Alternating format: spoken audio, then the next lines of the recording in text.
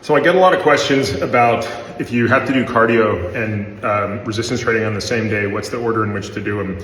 And I think there's a couple ways to think about it, and you don't want to be too dogmatic. The most obvious way to think about this is do the one first that matters most.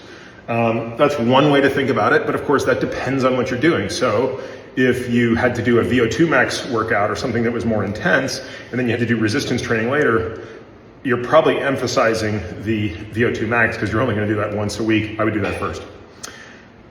So I'll use today's workout as an example. So today was a zone 2 day, and I always do my zone 2 on a bike, so lower body obviously.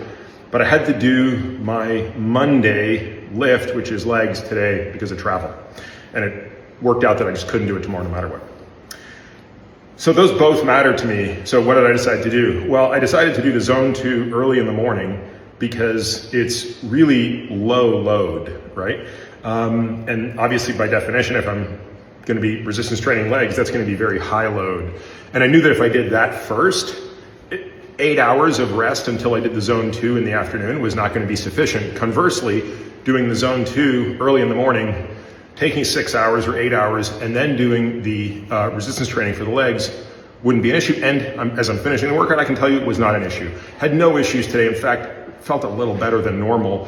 I would just call that noise and say that for all intents and purposes, today's lift was completely unaffected by the fact that I did an hour of zone 2 prior. But of course, I wouldn't do it an hour prior. Now, of course, this calculation could be completely different if I was doing something upper body today when I don't think it would have mattered at all, and I could have easily gone one after the other. So I know people really want to no, there's a hard and fast rule and you can never do cardio after weights or vice versa. I don't think that's the case. I think it comes down to what are you optimizing for?